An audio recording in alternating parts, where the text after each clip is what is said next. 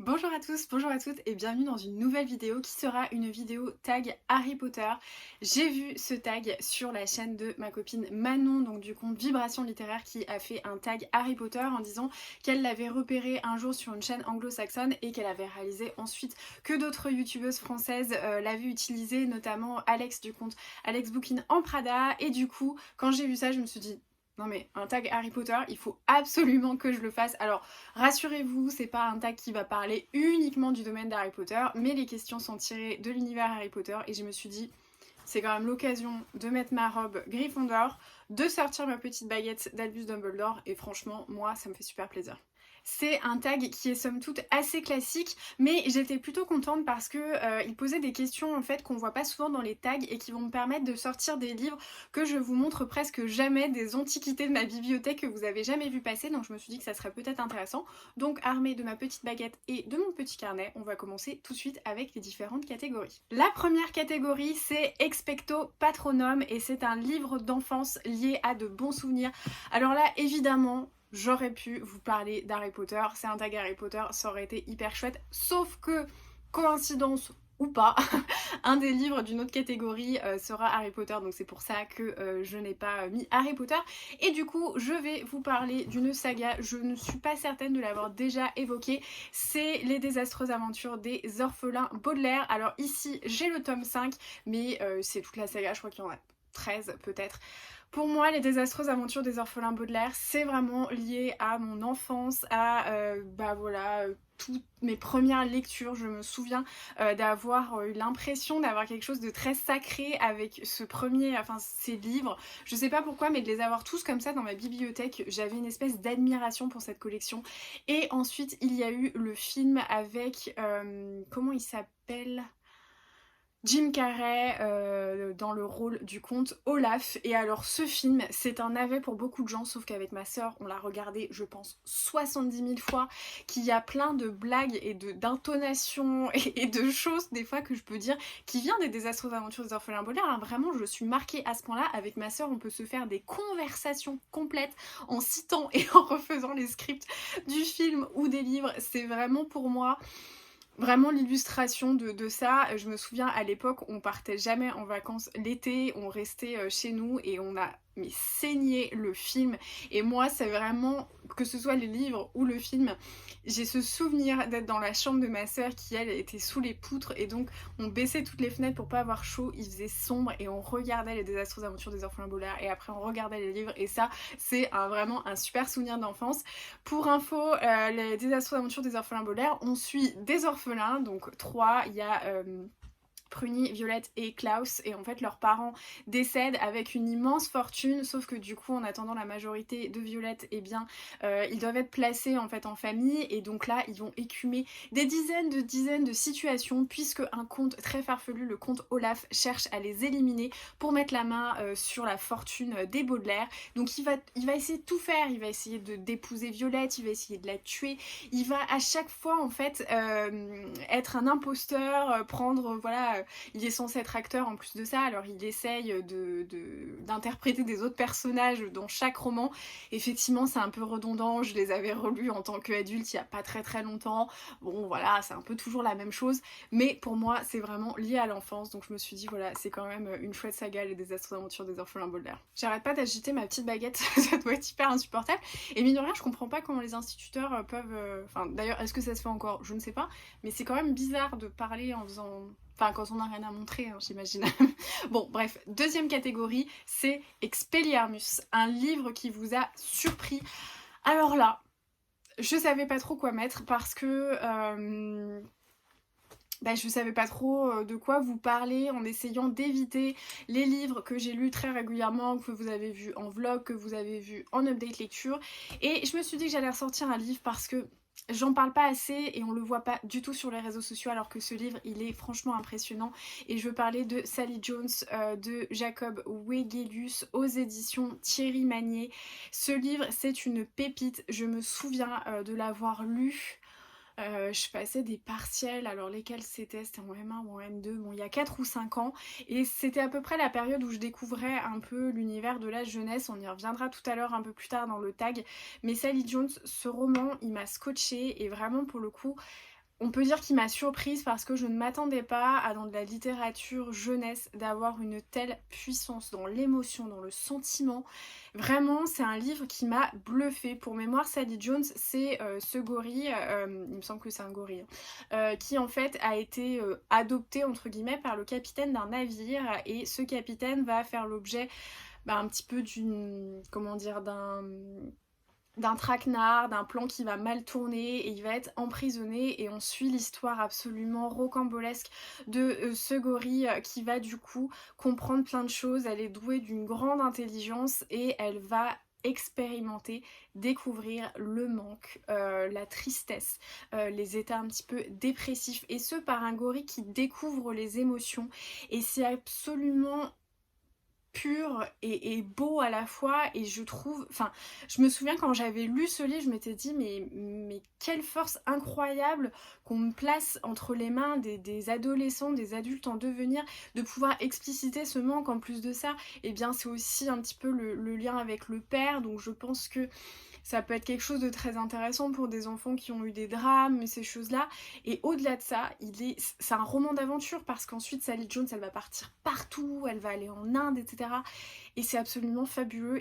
Et moi, je me souviens avoir refermé ce livre vraiment avec cette minute, un peu cette respiration que à chaque fois je vois de manière un petit peu théâtrale. Mais en tout cas, cette sensation que je venais de lire un roman qui allait rester en moi très très longtemps et c'est toujours le cas, ce que vous voyez presque 3, 4, 5 ans plus tard, je le cite toujours avec émerveillement et vraiment ce livre il m'a surpris parce que je me suis dit il y a des choses incroyables partout et celui-ci il est vraiment dingue. Donc Sally Jones on le voit presque jamais et je comprends pas pourquoi parce que c'est vraiment un petit chef-d'œuvre. Ensuite la prochaine catégorie c'est Priori Incantatum et c'est donc le dernier livre lu et alors là quelle coïncidence incroyable!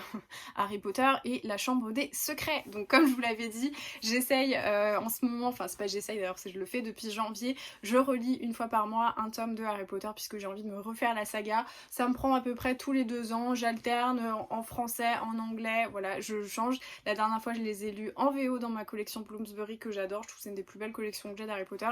Et là du coup je reprends la lecture en français, c'est toujours un bonheur, je pense que je l'ai dit assez souvent, pour moi Harry Potter et Poudlard c'est un endroit où j'aime aller m'enfermer quand ça va pas. En ce moment c'est pas la forme, vous le savez, et du coup en janvier pour moi c'était une évidence d'aller voilà, m'enfermer dans Poudlard. J'ai lu le tome 1 avec plaisir, je relis le tome 2 avec plaisir, je suis toujours surprise quand même que les 2 premiers tomes soient aussi jeunesse. C'est vrai qu'il faut pas oublier qu'à la base c'était vraiment très très jeunesse, mais je prends un grand plaisir à les relire et là j'ai juste hâte de lire le 3 parce que dans le 3 il y a l'arrivée de tous mes personnages préférés d'Harry Potter, enfin pas tous mais en tout cas les 2 que j'adore, Sirius et Remus, et du coup voilà j'étais trop contente, donc je l'ai terminé hier soir vous voyez, et je peux le mettre dans le tag Harry Potter, comme quoi les choses sont plutôt bien faites. Ensuite la prochaine catégorie c'est Alohomora et c'est donc un livre qui t'a ouvert les portes d'un genre que tu n'avais jamais essayé avant, et là je pense que je vais pouvoir faire un petit parallèle avec Sally Jones en vous parlant de Pax et le petit soldat de Sarah Pennypacker aux éditions Gallimard Jeunesse. Je crois que quand j'ai commencé à être sur Instagram, pour les livres en tout cas, puisque je l'étais déjà avant sur mon compte principal, j'ai découvert toute cette communauté avec des adultes, avec notamment Steph de Piketty Bookin, qui parlait beaucoup de littérature jeunesse, adolescente, tout ça, et je me suis dit tiens c'est vrai que ça a l'air chouette, moi j'adore Harry Potter, j'adore ce genre de choses, et pourquoi je lirais pas autre chose en fait que Harry Potter dans cette catégorie. Pour moi c'était soit je lisais Harry Potter, soit je lisais que de la littérature adulte. Et donc en découvrant un peu l'univers Booktube, Bookstagram et tout ça, j'ai découvert la littérature young adulte, la littérature middle grade, donc pour un peu voilà les premiers lecteurs on va dire à partir de 10 ans. Et Pax, vraiment ce livre il m'avait attiré clairement par la couverture, j'en savais pas plus. Je l'avais vu un jour en tête de gondole, j'avais dit toi tu repars avec moi à la maison, et je me souviens l'avoir ouvert et l'avoir refermé sans jamais mettre un marque-page parce que j'avais été fascinée par la poésie de ce livre, par son côté très nature writing, par la pureté des sentiments aussi qu'il décrivait un petit peu comme Sally Jones. C'est vraiment, je crois que j'ai dû les lire à la suite en fait.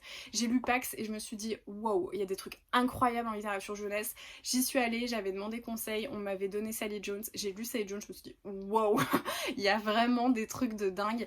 Et voilà, c'est une douce poésie et je pense que ces livres rappellent que les lecteurs que nous sommes aujourd'hui étaient les lecteurs pour qui ces romans étaient la cible à la base, et il faut pas oublier qu'on a toujours la capacité de s'émerveiller, de s'ouvrir à des gens différents, donc vraiment pour moi, voilà, c'est pour ça que j'ai pensé à Pax, parce qu'il m'a vraiment ouvert la voie de ce genre de roman. Moi je me souviens à l'époque, j'avais des copines qui me disaient « Ah là là, mais tu lis des romans pour enfants, pourquoi tu fais ça ?» Bon, voilà, j'allais pas vous dire quel genre d'auteur lisait la personne, mais moi c'est des gens que j'apprécie pas, et j'ai envie de dire bah oui, mais pourquoi en fait il y a des choses très nulles en littérature adulte, il y a des choses, et très nulles en plus de ça pour quelqu'un, enfin c'est totalement subjectif, donc vraiment, Pax, moi, ça m'a ouvert à toute la littérature jeunesse, à ce monde de l'imaginaire, à ce monde un peu qu'on offre à l'enfant, et c'est assez beau de pouvoir s'émerveiller de tout ça, donc voilà. Et en fait, on suit un jeune garçon, on est pendant la période juste avant la Seconde Guerre mondiale, et c'est un petit garçon qui va en fait se prendre d'amitié avec un renard, et donc là, on a toute la contradiction entre l'animal domestiqué, l'animal sauvage, les instincts, et en même temps l'attachement qu'on peut avoir entre un petit garçon et un animal, et c'est absolument merveilleux, c'est très beau, très contemplatif, donc je vous le conseille. Est-ce que je suis la seule Gryffondor à m'habiller un peu comme une Serpentard? Je ne sais pas. Ensuite, alors là, niveau synchronicité, je crois qu'on ne peut pas faire mieux, puisque dans la prochaine catégorie, il y a Ridiculous, un livre qui t'a fait beaucoup rire. Et alors là, je vais vous parler d'un livre dont je vous ai parlé lundi en update lecture, mais en fait c'est le seul livre auquel j'ai pensé en pensant au rire, et c'est donc The Late Hector Kipling de David Lewis aux éditions Picador. Et alors pourquoi c'est absolument incroyable? Parce que Ridiculous, souvenez-vous, dans Harry Potter et le prisonnier d'Azkaban, le professeur de défense contre les forces du mal, c'est Rémus Lupin. Et c'est Rémus Lupin qui apprend le sort de Ridiculous pour transformer une peur en quelque chose d'amusant. Rémus Lupin, c'est David Lewis. Hey! Celle-là, vous l'avez pas vu venir. Franchement, les liens sont incroyables. Et bah, ce livre, comme je vous l'ai dit en update lecture, j'ai tellement ri, mais vraiment, j'ai pas genre ri dans ma tête, j'ai ri vraiment en faisant... Voilà, comme ça. Alors ça, c'est souvent mon rire postillon, c'est comme ça que je l'appelle, parce que c'est un peu le rire inopiné, c'est celui que j'attends pas, et du coup, il sort comme ça de ma bouche, sans que je puisse le gérer, et ça aboutit souvent à un gros postillon sur mon téléphone ou sur mon ordinateur. Des fois, c'est pire, Marion pourra vous raconter une anecdote de la noix de cajou. Un jour, je mangeais une noix de cajou, elle m'a dit une grosse connerie par message, et j'ai craché la noix de cajou. Elle a fait un vol plané assez incroyable. Voilà, vous avez tous les détails de mon rire. Vraiment, la booktubeuse la plus glamour de tout booktube. Mais bref, tout ça pour vous dire que ce livre, il m'a fait énormément rire, parce que je le dis souvent, mais moi j'adore l'humour noir, j'adore l'humour pinçant, hyper grinçant, j'adore les sarcasmes, j'adore l'ironie, j'adore les blagues qui font rire personne à part moi, mais vraiment ce livre-là, il a vraiment tout condensé, c'est super drôle, on suit cet artiste, donc Hector, mais qui est en train de péter un plomb, qui s'enfonce dans tous les méandres de l'humain, et c'est très drôle, enfin il y a des situations qui sont hyper cocasses, hyper dramatiques, mais elles sont racontées d'une telle manière que moi j'étais mort de rire. Donc je vais pas vous reprendre le résumé parce que je vous l'ai dit lundi, donc je pense que ça va être un peu redondant, donc n'hésitez pas à regarder mon dernier update, mais vraiment ce livre là il m'a fait mourir de rire dans le genre d'humour anglais, mais un humour anglais qui tient de l'absurde mais qui tient aussi beaucoup du sarcasme et de l'humour noir, et vraiment j'ai beaucoup ri, donc voilà. Le prochain sortilège, donc catégorie, c'est Sonorus, un livre que tout le monde devrait connaître. Et alors là, je savais pas trop quoi mettre dans cette catégorie. J'aurais pu mettre Harry Potter, j'aurais pu mettre Les choses humaines de Karine Thuil, mais je pense vous avoir assez saoulé avec Karine Thuil. J'ai essayé de penser à plein de choses, et en fait mes yeux, en regardant ma bibliothèque, se sont posés sur le livre de ma mère d'Albert Cohen, et je pense ne jamais vous en avoir parlé sur cette chaîne. Il y a beaucoup, hein, parce que vous voyez quand il y a tout ça, franchement d'ici à ce que je vous parle de tous les livres et que je trouve à suffisamment de tags pour caler tous les livres dans une des catégories d'un tag, je pense qu'on sera encore là d'ici quelques années. Et donc le livre de ma mère de Albert Cohen, c'est un livre absolument incroyable qui effectivement devrait être lu par tout le monde, parce que c'est pareil, niveau pureté du sentiment, niveau force, moi c'est un livre que je peux pas lire sans pleurer en fait. C'est l'histoire d'un homme et de sa relation avec sa mère, et en fait c'est beau parce que c'est familier en fait, c'est un sentiment très familier. Il explique toutes les petites choses qui peuvent nous agacer parfois chez notre mère, et où on s'imagine un jour qu'elle les fera plus, et là on se dit mais bah c'est merveilleux ces petits trucs là, enfin, et en fait il est super fort ce roman, il est vraiment super fort. Moi je sais que voilà, j'ai des bonnes relations avec ma mère, j'ai la chance qu'elle soit en bonne santé, j'ai la chance d'être proche d'elle, et il résonne vraiment en moi, et je sais que pour certaines personnes, enfin dans mon entourage qui a pu le lire, qui n'ont pas ces liens avec la mère, qui ont perdu leur mère aussi, je pense à quelqu'un qui a perdu sa mère et qui l'a lu, c'est un roman bouleversant en fait. Il y a vraiment un lien maternel qui est extrêmement poussé et qui, je trouve, sacralise toutes ces petites choses du quotidien, toutes ces petites anecdotes qu'on ne remarque plus tous les jours et qui parfois nous reviennent en mémoire comme ça. Moi je sais qu'il y a toujours un petit truc que fait ma mère, c'est qu'à chaque fois que je vais quelque part, si je pars la journée ou quoi, elle me laisse pas partir, limite elle préfère que je sois en retard, mais elle fait la liste de tout. Est-ce que tu as des mouchoirs, est-ce que tu as du spasfon, est-ce que tu as du Doliprane, est-ce que tu as des pansements, est-ce que tu as ci, est-ce que tu as ça. Des fois je me dis mais allez c'est bon là, il faut que je parte, je vais être en retard. Et ensuite quand je suis dans ma voiture et que j'y pense, et je me dis mais c'est absolument merveilleux, ma mère à chaque fois que je pars quelque part, elle pense à me mettre un petit paquet de mouchoirs quoi. Et c'est tellement les trucs de maman des fois qui peuvent être agaçants, et quand on prend du recul et on se dit le jour où on n'aura plus de petits paquets de mouchoirs comme ça à côté de ma paire de chaussures avant que je prenne le chausse-pied, et ben je pense que ça sera vraiment la fin pour moi des battements du cœur. Je pense que je serai effondrée. Et ce livre il est vraiment merveilleux pour ça, et je pense effectivement que tout le monde devrait le lire parce que qu'on ait sa mère, qu'on ne l'ait plus, qu'on ait des liens affectueux, qu'on ait des liens difficiles, il y a quelque chose d'assez beau et d'assez sacré en fait dans ce roman. La prochaine sous-catégorie, c'est oubliette, un livre ou spoil que tu aimerais oublier. Alors là, j'ai mis aucun livre, tout simplement parce que je pense que chaque livre lu, qu'on l'aime pas, qui nous dérange, qui nous fasse rire, qu'on affectionne ou qu'on ait détesté, qui nous ait fait parler ou qui nous ait à l'inverse laissé totalement mutique sans savoir pouvoir donner un avis, sans savoir vraiment ce qu'on a pensé, et ben je pense que c'est une lecture nécessaire. Tout ce qu'on lit en fait c'est nécessaire, ça permet de cultiver notre esprit critique, de cultiver notre personnalité, nos goûts, d'affiner, de pouvoir dire ce qu'on aime, de pouvoir voilà, avoir la capacité de discuter, de savoir si on aime, avoir la capacité de critiquer. Pour moi c'est essentiel, c'est ce qui permet de cultiver notre singularité, de cultiver notre subjectivité, et je pense que chaque livre lu n'est jamais complètement une perte de temps. À la base, avant de réfléchir à Stack, je m'étais dit je vais peut-être mettre rendez-vous Café des Myrtilles, je crois que ça s'appelait comme ça, un livre dont je vous avais parlé, ça faisait partie de mes fiascos de l'année 2020. Et en fait, bah non, j'ai pas envie de l'oublier parce que ça me permet aussi moi d'affiner ce que j'aime dans la romance, d'affiner ce que j'aime dans le feel good, de me rendre compte quelles sont mes limites dans mes goûts, et je pense que aucun livre ne mérite d'être oublié. Et voilà. Pareil, je comptais dire Mein Kampf, il faudrait supprimer Mein Kampf. Bah non, parce que ça reste un enseignement, ça reste des choses qui nous permettent ensuite d'évoluer, de dire plus jamais, ou de dire peut-être différemment, ou de dire bon je sais pas trop, à voir. Voilà, il faut toujours se ménager un esprit critique. La prochaine sous-catégorie c'est Imperio, un livre que tu as dû lire à l'école. Et alors là j'ai pensé, donc j'en ai plein des livres que j'ai lus à l'école parce qu'en fait je les ai gardés parce que à l'époque j'annotais plein de trucs en fait dedans, et je trouve ça fascinant des fois de voir de voir un petit peu ce qui m'avait interpellée à l'époque. Et j'ai pensé à un livre que j'ai très envie de relire de plus en plus, notamment parce qu'en ce moment mon chéri est en train de lire cette immense brique, il lit le Comte de Monte Cristo, et j'ai vu Pauline de Alexandre Dumas, qui est un livre que j'ai adoré, que j'avais dû lire avec une de mes profs de français que j'avais adoré. Vraiment j'aimais trop cette prof, j'aimais trop les livres qu'elle nous faisait lire, celle qui nous faisait lire Primo Levi, elle nous a fait lire... qu'est-ce qu'elle nous a fait lire aussi? Bon, je sais plus, mais tous les livres qu'elle nous faisait lire, à chaque fois je finissais par les aimer. Et Pauline, c'est un livre que j'avais adoré, que j'avais relu l'été après donc mon année de lycée où on l'avait étudié. Et là j'ai super envie de le relire parce qu'en plus il est assez court, hein, il fait 228 pages. C'est un roman gothique, et je vais vous lire les débuts de la 4e de couverture. Je le fais jamais, mais franchement...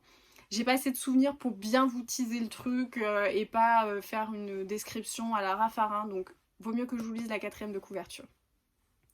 Vous vous réveillerez dans un caveau où nul n'est descendu depuis 20 ans, et dans lequel, d'ici à 20 ans peut-être, nul ne descendra encore. N'ayez donc aucun espoir de secours, car il serait inutile. Vous trouverez du poison près de cette lettre. Tout ce que je puis faire pour vous est de vous offrir une mort prompte et douce, au lieu d'une agonie lente et douloureuse. Dans l'un et l'autre cas, et quelque parti que vous preniez, à compter de cette heure, vous êtes morte. Eh, ça fait super envie, on est d'accord. Voilà, moi je me souviens d'un roman gothique, d'un roman vraiment avec des lamentations, avec un désespoir, mais oh là là, c'était génial, c'était haletant, j'avais adoré. Donc j'espère que quand je vais le relire, j'aurai vraiment le même enthousiasme parce que je l'avais adoré ce livre. La prochaine catégorie, c'est l'avant-dernière, c'est Andoloris, et c'est donc un roman douloureux à lire. Là, c'est pareil, j'avais eu envie de vous mettre Christophe Onodibio parce que vraiment, il reste en moi une immense douleur, certes très belle, mais une immense douleur. J'avais pensé aussi à L'autre qu'on adorait, pareil, parce que la résonance de sentiments, elle me reste là comme ça et ça fait presque mal tellement c'est beau. Et finalement, j'en ai trop parlé, je crois, de Catherine Cusset, Christophe Onodibio. J'essaye quand même de changer un petit peu. Et j'ai pensé à vous parler de Des souris et des hommes de John Steinbeck, qui pour moi est très... Moi, il me fait mal parce que je trouve il gratte vraiment l'humain, quoi. Il est un peu râpeux, ce livre. Il fait mal là où on aimerait... cacher un peu des zones de l'humain. Je trouve il questionne de plein de choses. C'est un classique et il est souvent étudié et en fait je sais plus exactement à quelle époque on est. Et en fait dans ce roman on va suivre Lenny qui est un gros colosse qui est pas méchant mais qui connaît pas sa force, qui fait des choses en fait qui sont mal sans s'en rendre compte, qui connaît pas sa puissance et qui est un peu un gros bêta quoi, et à côté on a son ami Georges qui a une espèce d'affection, une affection quand même qui est mise en péril parce que c'est fatigant en fait, c'est dur à gérer les personnalités comme ça, d'essayer d'être derrière lui, d'essayer de faire en sorte qu'il fasse pas de bêtises et en même temps il y a une profonde lassitude et c'est vraiment... c'est une résistance, c'est un abandon en même temps et moi je trouve qu'il fait mal à l'humain quoi. Il questionne pas mal de trucs, il est vraiment, il gratte dans les fins fonds de l'humanité, dans les fins fonds de la morale et tout ça, et il est très court ce livre, il se lit très facilement, mais moi à chaque fois je sais que je suis affligée pour une semaine une fois que je le lis, je l'ai déjà relu 2 ou 3 fois, hein, c'est pour vous dire à quel point je suis vraiment maso, mais il est à la fois prodigieux et douloureux, il est à la fois très beau et très crade, enfin il a voilà, c'est un sacré bouquin. La dernière catégorie c'est Avada Kedavra et c'est donc un livre qui peut tuer et alors là j'en ai pas trouvé, vraiment j'ai essayé de réfléchir, un livre qui peut tuer, je vois pas et je dirais donc que le livre qui peut tuer c'est le livre qu'on ne lit pas. C'était beau ça. Toute blague mise à part, je pense que le manque de culture, le manque de connaissances, le manque d'ouverture d'esprit, ça peut aboutir... voilà, on va pas tous mourir parce qu'on lit pas des livres, hein, c'est pas ce que je suis en train de dire, mais en tout cas, lire ça sauve des vies, ça sauve de plein de choses, ça sauve de l'endocrinement, ça sauve de beaucoup de choses, donc il faut lire des livres, voilà. Notez-le quelque part, hein. Le livre qui peut tuer, c'est le livre qu'on ne lit pas, hein. Je vais en faire des marque-pages, des mugs et des pins, j'espère que ça vous intéressera. C'était vraiment n'importe quoi cette dernière sous-catégorie, j'espère que vous m'en voudrez pas, j'ai passé une semaine de partiel, c'est compliqué. C'est donc tout pour ce tag Harry Potter, j'espère que ça vous aura plu, j'espère en tout cas que ça vous aura permis de découvrir de nouveaux livres dont je ne parle jamais. Là j'ai vraiment essayé de diversifier un petit peu, d'essayer de vous apporter aussi voilà, des nouveaux titres que je ne sors jamais. Donc j'espère que vous aurez apprécié cette vidéo, n'hésitez pas comme toujours à mettre un petit pouce, un commentaire et à partager cette vidéo sur les réseaux sociaux, ça serait super chouette. En ce moment mes stats ont dégringolé puisque la semaine dernière j'ai pas pu poster, vous le savez, à cause de mes partiels, à cause de tout ça, c'était un peu compliqué pour moi, donc j'ai essayé de maintenir les vidéos habituelles, donc l'update et le vlog, mais le reste ça a été un petit peu compliqué, donc là YouTube du coup m'a un peu bloqué sur la visibilité, donc j'espère que vous serez là pour me soutenir comme d'habitude et pour me témoigner tout votre soutien que j'aime tant, toute votre lumière et votre chaleur, ça me fait tellement de bien de vous avoir, vous êtes tellement bienveillants avec moi, merci de tout cœur. Je vous souhaite une très belle journée, je vous souhaite de bonnes lectures et je vous dis à très vite.